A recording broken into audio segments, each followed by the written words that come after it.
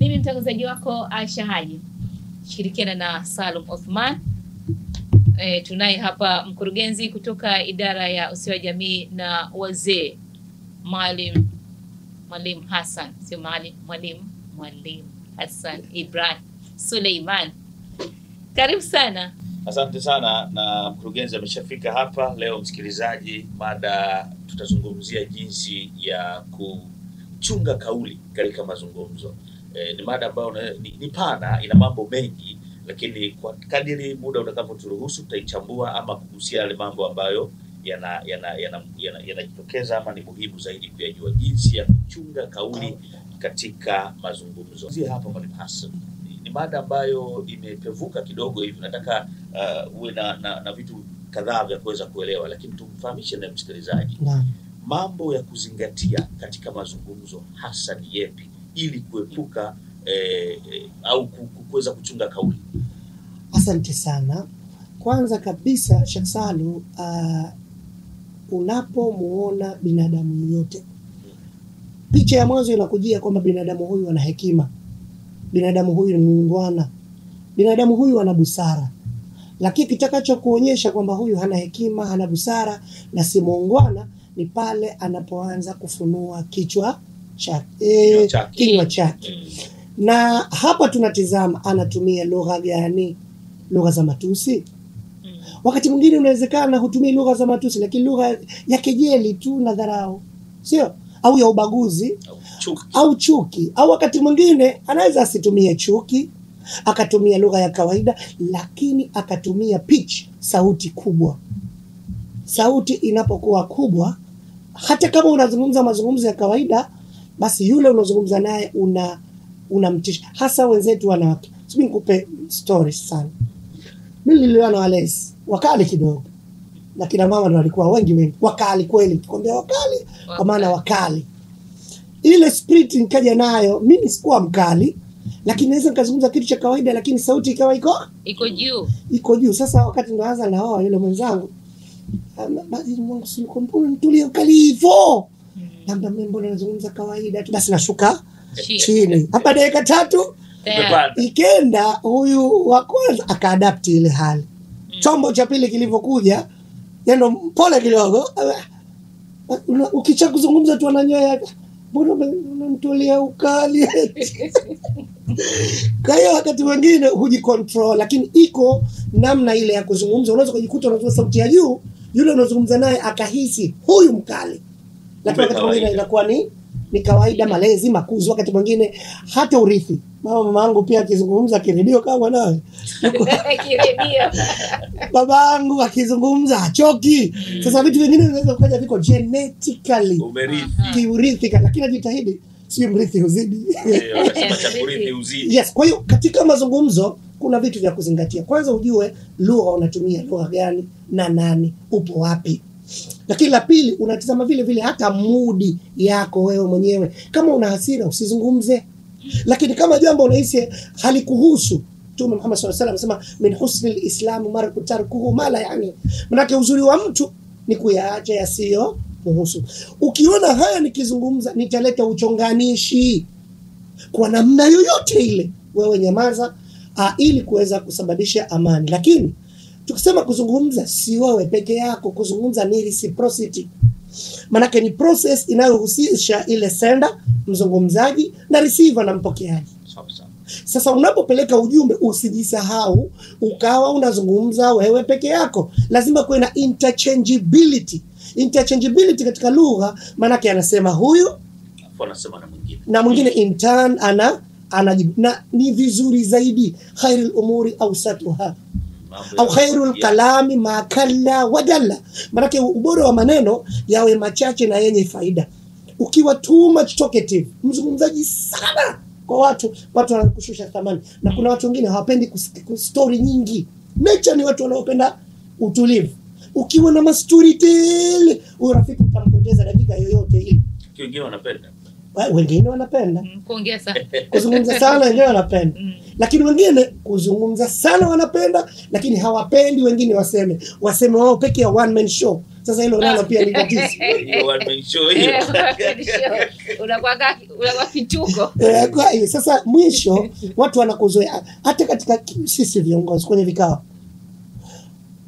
Kikao hichi ni cha wataalamu. Sawa, Salum wewe mwenyekiti. Sawa. Manake wewe ndio in charge pale. Lakini mwenyekiti anatakiwa awe manake kama guide. Anaelekeza mtu katoka kwenye reli.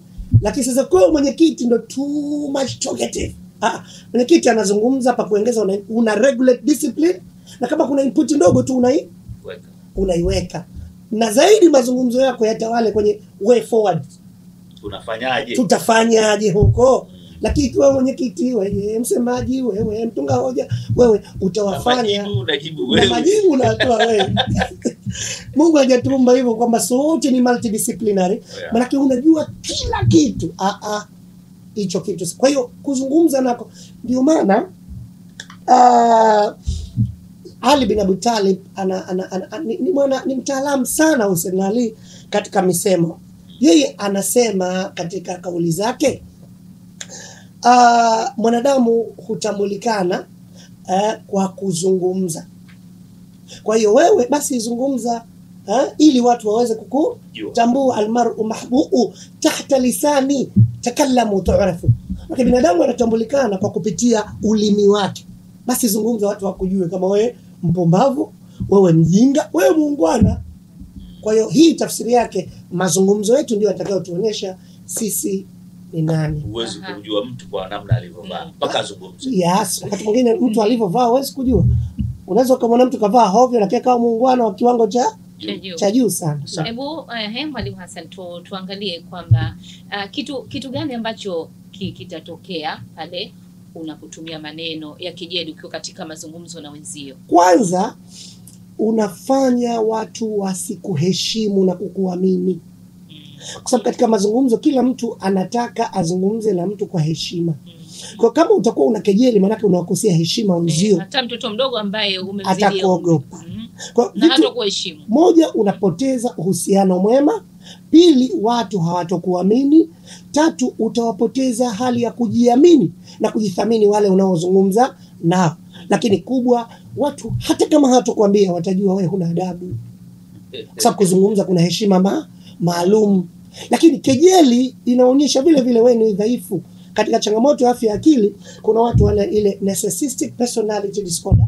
Ni changamoto ya mtu kujisi superior, mimi bora, mimi najua, mimi ndo mtaalamu. Sasa huo ni ugonjwa kwa wataalamu kama kina Salum na kina Biasha watamjua huyo mtu ana changamoto ya afya ya akili. Lakini kejeli vile vile wewe si umezaliwa? Au sio? Jambo lolote unalolifanya wewe wanatizama wazee wako. Kwa ukifanya kejeli kwa watu waliokuzidi watakwambia huyu hana malezi. Sio? Kwa ukiambiwa huna malezi unamtukanisha nani? Si mzee wako. Sasa ili umtunze mzee wako sikejeli wenzio. Ili wazee wako wasifiwe kwa malezi mazuri waliokupa. Naam. Ni wakati gani? Maana wakati mwingine kwenye mazungumzo inawezekana kwa sababu kuna eneo la kijamii, kuna public, yani na kusudia kama kiongozi, lakini kuna ndani ya familia. Bora tuje huku kwanza. Tumwangalie kwenye jamii unatakiwa uzungumze vipi kama ni kiongozi, lakini pia na familia. Ili wanaotusikiliza watu alafu twende kwenye mchanganuo. Asante sana. Ukisoma kwanza tuanze kwenye uongozi 48 powers of law. Yes, au 48 laws of power, yes. Ambaye ameandika bwana Green. Hii anazungumza hivi kuna sheria 48 za kiongozi katika uongozi wake. Lakini moja katika mazungumzo yako na ndio sheria ya mwanzo namba 1, hutakiwi mazungumzo yako yamponde kiongozi mwingine. Kama wewe ni kiongozi, hutakiwi outshine your boss. Si tumeelewana vizuri? Manake bosi wako popote umzungumze vizuri. Una uwezo wa kumshauri. Lakini hutakiwi bosi wako moja kwa moja uweze kumzungumza vibaya. Ikitokezea kuna changamoto zinakuathiri katika majukumu, basi unaweza kufanya utaratibu tu. Kwa barua, kwa malalamiko, kwa vikao, basi lakini hiyo ndo sheria kwa kama kiongozi. Lakini katika mazungumzo mengine, kiongozi hutakiwi kumwaibisha mtu mbele za watu wengine. Si tumekaa kikao hapa, mazungumzo ya pamoja. Sasa na wewe mzembe, mtizameni huyo hapo Asha, kila siku anachelewa. Nikwambieni mara ngapi? Asha mtu mzima. Wakati mwingine Asha na changamoto zake binafsi, lakini ziko taratibu za kikazi. Kumuita, kumuonya kwa mdomo, kwa maandishi, na hatua nyingine za kinidhamu zinahitaji, lakini utu wake hautakiwi utwezwe. Lakini vile vile si busara sana kiongozi katika mazungumzo yake kufungamana na watu ambao wenye hisia kali. Unajua katika taasisi kuna watu maalum wana sumu kali na ni wakali sana. Mimi ulivyozungumzwa nikasema hivi ndio kaona nje kukuambia. Yaani mara nyingi kiongozi anatakiwa waepukane sana watu ambao wako very nervous. Watu ambao wenye hasira sana wale waeke mbele, uweke mbali. Watu wenye hasira sana na wengine wana ushawishi, wanaweza nawe akakushawishi ukachukia watu, pengine kwa maneno tu ya mtu mwingine. Hiyo ni kitu cha msingi. Lakini kubwa zaidi katika mazungumzo yako, usizungumze kana kwamba wewe ni mtu special kuliko watu wengine wote unaowaongoza. Unajua uongozi huu ni bahati tu. Leo nao kesho hao. Uongozi huu shekhe, hata mimi from nowhere. Ndiyo. Katika watu ambao tuzungumza wamepata kibahati na mimi ndimo. Lakini haimaanishi nimekuta pale wataalamu alafu mimi nikajifanya kwa kuwa nakuja redioni na ulizwa maswali mengi too much. No, afeli wako watu wako siku nyingi pale na wengine professional na wasomi zaidi yangu, niombe msaada kupitia kwao. Na mazungumzo yangu yote yawe kuwatia moyo na kuwaonyesha wale bila ya wao mimi siwezi kutoa. Moja katika hao watu na waongoza, najitahidi kwenda katika staili hii. Basi mtu akaambia bwana usije ukalizungumza jambo la mkurugenzi wao, lazima huyu wamwambie. Sasa sio kwamba labda wanapewa kitu chochote, umetengeza trust kwao na wao wanakuamini. Hali hii ndio unatengeneza ule upendo ambao mtu kwa vyovyote vile anajua huyu mimi siwezi kumzamisha, kwa sababu na wewe ulifanya nini? Ulimlinda, ulimpa heshima ya. Kwa hiyo katika masuala haya leadership yako hivi. Lakini katika jamii, hasa katika ndoa, Salum, katika ndoa kuna kauli wanandoa hatutakiwi kabisa kuzitumia. Kauli ya mwanzo, kauli za kuvunja moyo. Mimi najuta sasa kuolewa nawe. Nilikuwa na mchumba wangu vizuri. Umekuja kunitia wazimu, mpaka umekuja kunioa. Manake mimi nimelazimishwa tu na wazee, lakini wala sio chaguo langu. Unajua nikupe sasa story sana. Mimi nilikuwa na mchumba wangu alikuwa hayuko tayari tu kunioa. Leo mimi ukiniacha kesho mimi nitaolewa. Unajua mimi swing kwambie mimi hasa sina hisia na wewe. Naishi tu kwa watoto wangu, hisia na wewe hasa. Imeisha hiyo. Wewe kila siku unagomba watoto. Hapo ni watoto wangu mwenyewe. Ndio mimi wangu eti. Una uhakika hawa wako? Hapo chacha. Wani. Lini umeacha kitu ndani kikatosheleza kwenye nyumba? Yes, hilo nalo. Na wengine wana ile catastrophizing, maana ile imekumaliza kabisa. Unaweza ukawa umefanya jambo dogo. Tena kila kati kauli hiyo inarejeshwa. Lakini unasema bwana ujitahidi Fatma na yasome rejea maliza mile mie. Mwaka mzima. Nimeregea. Bibi nilorejea ndo shapika. Inatumia katika kile kipengele. Yaani hiyo itarajiwa kila. Sasa twende huko harusini. Nishakuwa bwana wewe. Unajua mimi nimeregea. Hutaki nitachukua daladala. Kwa nongwa tena. Nitamuta bodaboda wangu. Sasa katika mazingira kwa hizi ni mambo ya kike, lakini yanachosha. Wanandoa mtakwazana, mtakerana, halafu baadaye yale mambo yao yameisha. Vinginevyo italeta shida na mtu atajua huyu haja nikina. Tazama na kauli nyingine hii. Kuna kauli nyingine zina base kule upande wa familia ya mume au mke. Nyote kwenu wahuni tu nyie. Nyote wahuni. Au katika mazungumzo, wewe Fatuma una mambo ya kitoto sana. Wewe sasa una akili wewe. Juzi nilipata kesi moja, kuna mtu alimwambia mke yule ana maradhi ya wasiwasi, akaenda kwa mtaalamu, akamwambia huyu ana maradhi ya wasiwasi msaidie. Sasa wakigombana yule mwanamume anamwambia wewe si chizi tu. hata daktari kaniambia cheese. Sasa naye unajua pigo alilompiga likawa kubwa. Akamwambia mie cheese, wewe unamharibu mtoto wangu tu, kwani mimi sijui unamwangalia. Si kweli. Wala hafanyi kweli yale maneno. Sasa katika ile conversation majibizano anambia ina maana anafanya yeye kanipa maneno ya kuumiza. Na mimi nikatafuta lipi litamuumiza. Hamfanyi chochote mwanangu. Si umeona hivyo kauli zilikuwa zinachunga. Sasa rudi katika historia. Unajua alafu kuna watu wengine hii watu wazingatie. Kuna baadhi ya watu hasa watu ambao wako insecure partnership, ni watu ambao hawana amani katika nafsi zao. Ni watu ambao walopitia yale mapito magumu kwa udogoni. Wale kadiri anavyokupa maneno, ukijibu anajua hili neno halijampata, atakupa neno jingine. Au ukinyamaza kwa hiyo unaweza kukuta mtu kwa dawa yake kama kwa maana yake alikuwa anajilinda. Moja ni defense mechanism, namna ya kulinda, lakini ya pili maana yale machungu yake bado yanakuwa hayapowi, na hata itafika wakati atakujia tena pale ndio nimetoa maneno, wewe ndio ulonikera, basi tusameheane. Asubuhi ukimkera na kupiga tukio lile pale, that is traumatic bond. Ni changamoto kabisa hiyo. Manake ili mtu huyu uishi naye salama katika maisha ya ndoa, lazima mpate ushauri na saa tena wa muda mrefu. Sababu ina reflect kama mmoja ana changamoto ya maumivu makali, na hii imempa ana kitu emotional trigger kama kichocheo tu, akipata tukio dogo anaripuka. Hawa wanaongoza kutundika talaka. Na mwisho Salum, kabla ya maswali mengine, hata kauli hizi za kutundika talaka hizi tunafanya wakati mwingine, lakini kundi kubwa la watu wanatundika talaka ni watu ambao hawana amani katika nafsi yao na hali ya kutokujiamini. Kifanya hivi ndio talaka yako. Sasa kwa mwanamke kuna siku bure mnakerana. Unaweza kuambia tu mmekerana niache. Sasa ukishakumtundikia talaka, kuna siku analipiga tukio maksudi.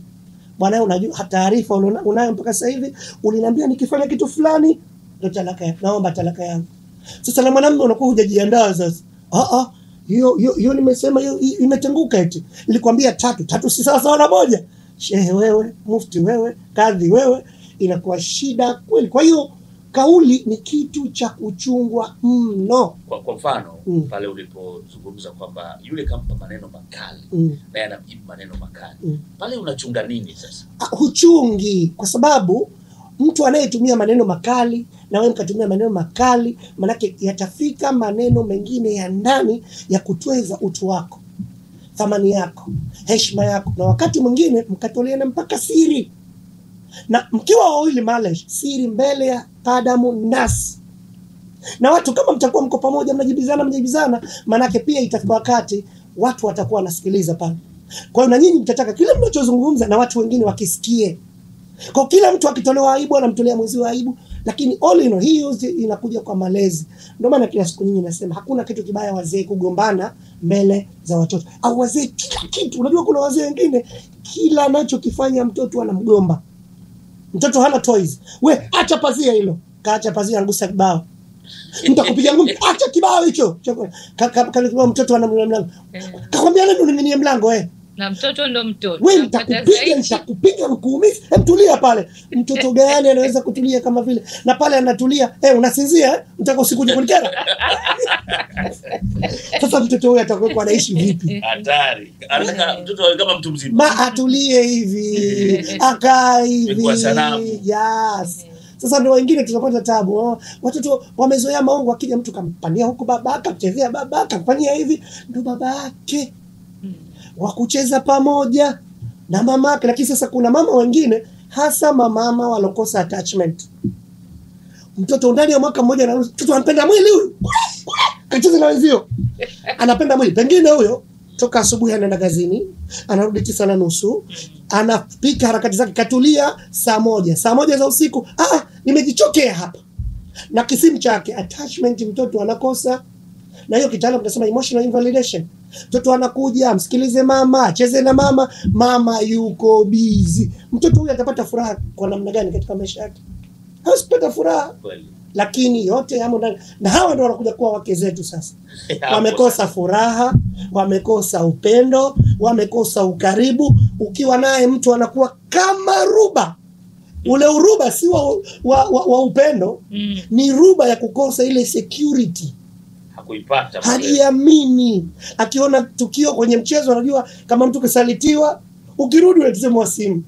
Kwa nini leo yule nani yule kama saliti mkeo? Ni wanaume hamuamini hiki. Kwa hiyo pamoja na tambua wako vivuruge. Tuendelee na mambo mengine. Katika unapokuwa katika mazungumzo, aidha nyumbani, maskani, kuna mtu amekolea katika kuzungumza, ukatokea ni vibaya, kwani kuna vibaya kumkatiza mtu katika mazungumzo? Si heshima na adabu. Katika mazungumzo hutakiwi kumkatisha mtu, kwa sababu mtu unapomkatisha mazungumzo, au kama sisi tunazungumza hivi, sisi tunaweza tukawa tunazungumza pengine conversation iko, so kipindi chetu tumekidesign kama mazungumzo, tuko maskani tu hivi, sio too much formal, sio rasmi hivyo. Tunazungumza, tunaelimisha, lakini stories za mitaani, maneno ya ni slang zile, misimu na tunacheka. Ni casual program. Ni program ambayo ndani yake kuna formality, urasmi kidogo, na informality sana. Ule urasmi ambao si mkubwa sana, sio? Lakini wakati mwingine waandishi wa habari wanatumia method hiyo. Unaweza kuzungumza pengine akaona huyu anataka atoke kwenye key, akakukatisha ili usitoke kwenye key, wala hamna shida kiprofessional. Lakini katika mazungumzo yale ya kawaida, mtu katulia anazungumza, halafu kamwingilia. Pamoja unaposoma sifa za lugha ya mazungumzo, moja miongoni mwa sifa za mazungumzo ni interference.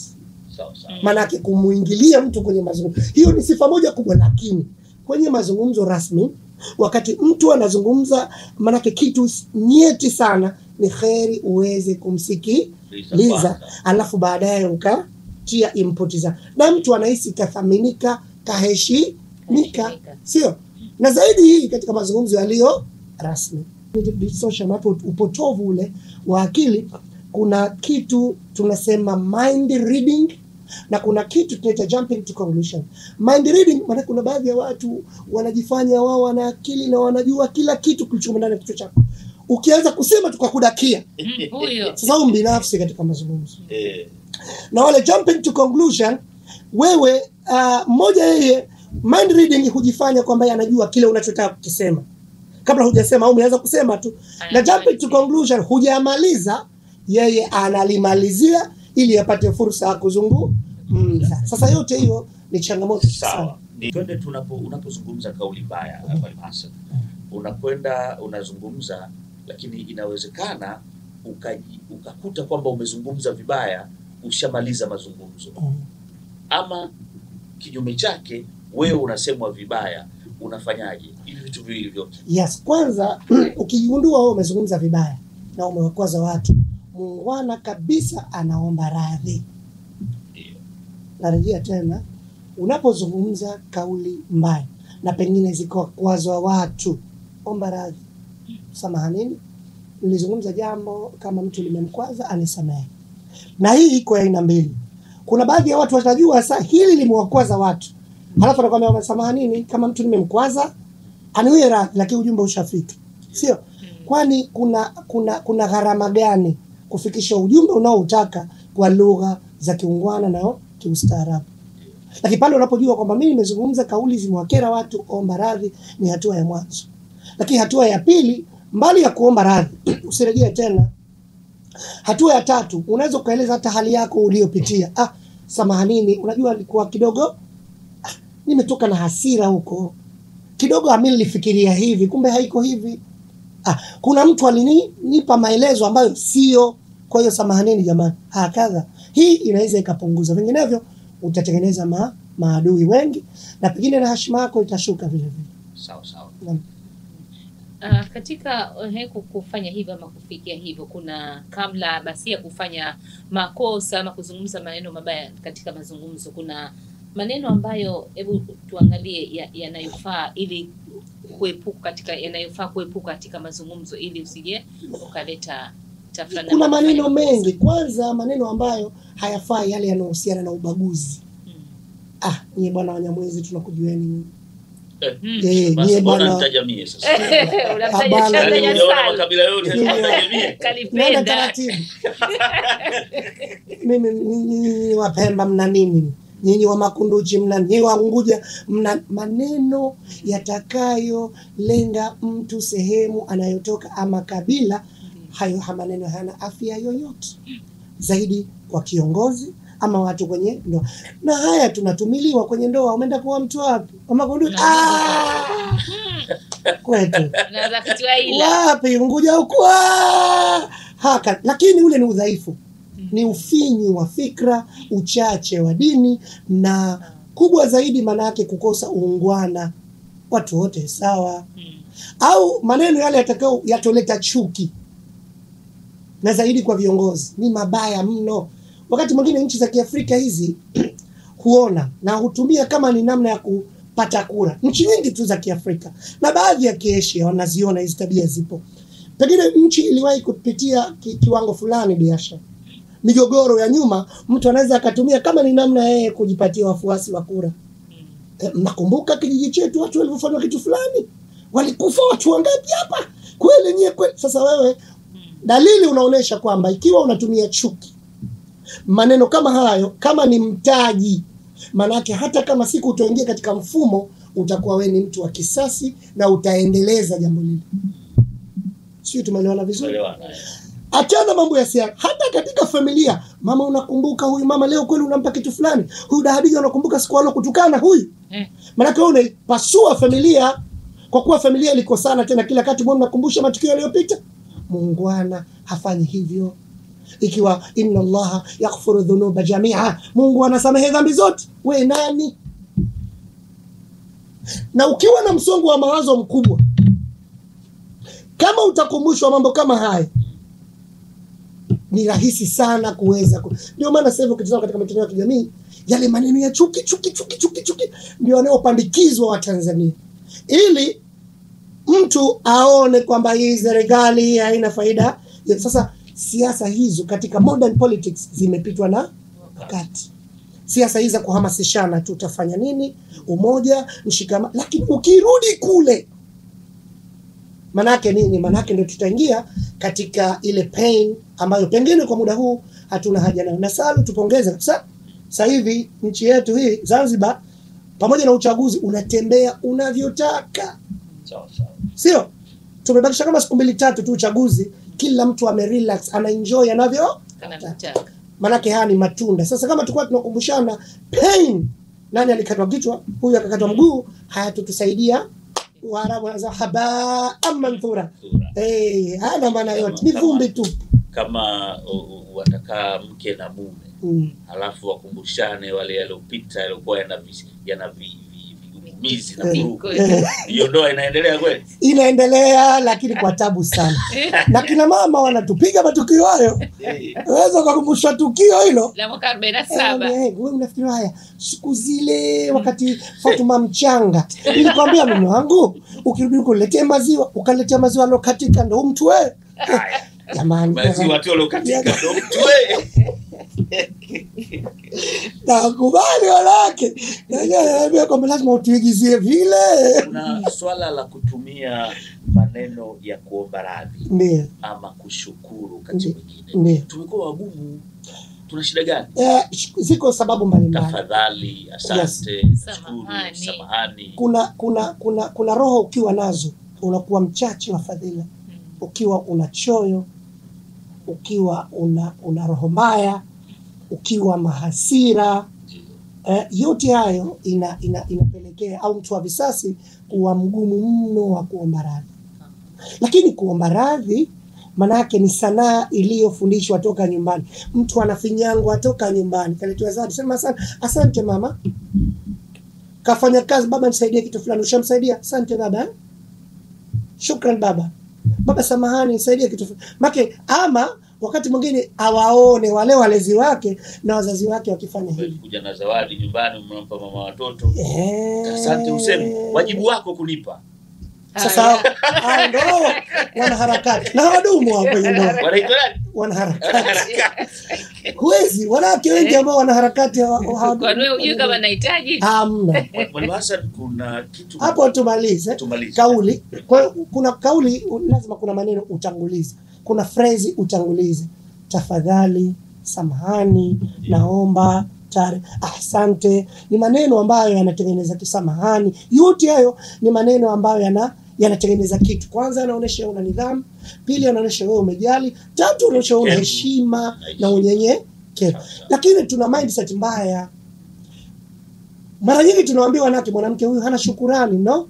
Na wewe kila siku ukapikiwa, ukala, ukajiramba, wangapi kwa kutwa tunasema kila unapokula lazima useme asante. Mke wangu chakula tara, asante sana.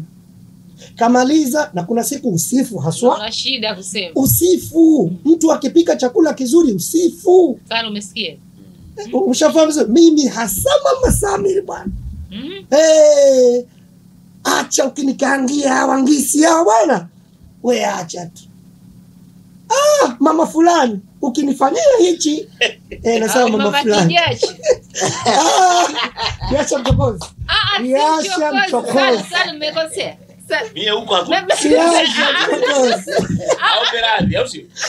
Niacha kujibodi lakini.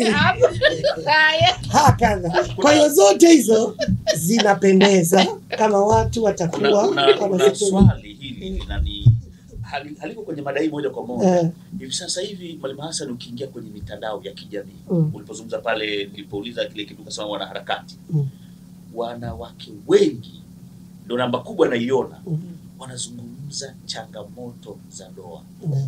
Kuna mtu nikakuta ameandika sehemu si kwa utafiti, labda kwa maono yake ama mawazo yake, kwamba ukiona kundi kubwa la wanawake wanakwenda kuzizungumza ndoa na kuwa walimu wa ndoa, asilimia kubwa na wao wana changamoto ya afya ya akili. Nimeikuta tu ujumbe, nimesoma, ni mawazo yake. Hili unalionaje? Ila mtazamo gani? Yes, usichokijua sana, wanawake wengi ambao hao ndio wanaotumika kama kuwa makungwi, elimu za ndoa na nini, hawafanyi vizuri sana kwenye ndoa zao. Na wengine sio wale wao wanaharakati, ndio wanaharakati. Na ndo baadhi yao, si wote. Wako wengine wazuri tu wenye hofu ya Mungu, lakini kundi kubwa. Kwa sababu gani? Unapokuwa mwanamke ukafanya wewe mtaalamu sana kuwafundisha mpaka wanaume, mwanamume anatakiwa hivi, mwanamume anatakiwa hivi, maana yake nini? Maana yake na wewe utakuwa na standard yako. Hata ukipata yule mwanamume kadri anavyofanya utamuelekeza kiutaratibu ulikuwa ufanye hivi. Na mwanamume kila kati akiwa anaelekezwa, sifa moja kisaikolojia, mwanamume hapendi kufundishwa mara kwa mara, hasa na mkewe ama mpenzi wake. Mentality yake inampa yeye kama ni dhaifu, hajui. Sio? Sasa wewe unaweza ukaona unafanya vizuri tu, mtu anakuelekeza, mtu anavaa hivi, mtu mkewe anamwambia maneno haya, mtu huyu ananifundisha ndoa na mimi ndio nimemtawala. Sawa sawa kwamba wewe umetawala nchi, halafu wananchi wao ndio wenye maamuzi ya mwisho wakati wewe ndio. Sawa, hilo lilikuwa nje ya mada kidogo. Nje ndani ya mada kwa lugha nyepesi. Na malizia kwa lugha nyepesi. Ukiwa bora mtu aelekezwe na mtu mwingine. Lakini sio yule mama watoto, maana ndo akawa kocha wa kila siku. Wakati mwingine unaweza kwamba kivaa hivi mwanangu napendeza. Mimi napenda tuone hivi. Kiamka asubuhi tu unaanza kusema. Tena ukianza kufungua tuition kwa mume, huyo mume mwisho utakuja kumuona hana kiwango, na kikumbe huna kiwango wewe. Kwa sababu nature hapendi kufundishwa. Sawa, tumalizie message. Ama una na swali namna gani ambavyo unapaswa kufanya Mwalimu Hassan pindi mtu anapokusema vibaya? Yes, mtu anapokusema vibaya hutakiwi kwanza umkabili kwa hasira. Pamoja na kwamba swala la kusema vibaya linaumiza. Watu wanakuchafua na wanakuharibia heshima yako ya muda ulioijenga miaka yote. Lakini hata hivyo huna haja ya kupanic. Wala wakati mwingine unapochafuliwa huna haja ya kwenda kuprove right hapo hapo. Mimi nifanye mwite yule mtu, mwambie umesema kitu fulani, lakini unahisi kwamba sahihi, una ushahidi? Maana mimi mwenyewe nimeambiwa na mtu fulani. Umeambiwa na mtu fulani sawa? Umesikia wapi? Umesikia wapi? Sasa ukishakuprove sijafanya, wananizulia, huna haja ya kutumia nguvu. Hilo jambo haliwezi kusurvive kwa muda kama la uongo. Lakini kibinadamu mwambie, kwa nini unanifanyia hivi? Unaniharibia heshima yangu.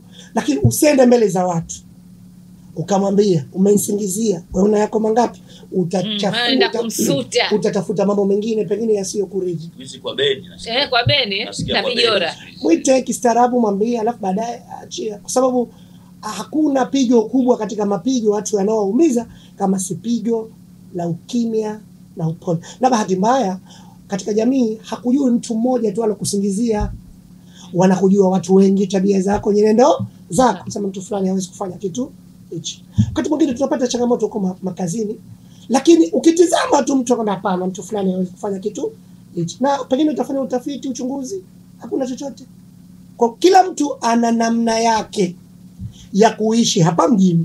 Wako watu wanaishi kwa fitna tu, wako watu wanaishi kwa kiki tu, lakini wako watu wanaishi kwa kudhoofisha wengine wao wapande juu.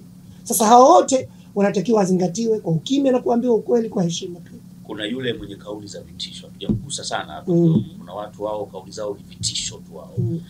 Yani wanashindwa kuchunga kwenye uhalisia wa kawaida. Kwambia pita chini nipite juu. Itakuwa hivi, mimi nitakufanyia hivi, mimi nafika wapi wewe ufiki. Watu wa namna hii wakoje? Moja ni hofu. Kadri unavyomuona mtu mkali sana, hasira sana, ni hofu. Awe kiongozi awe ni hofu.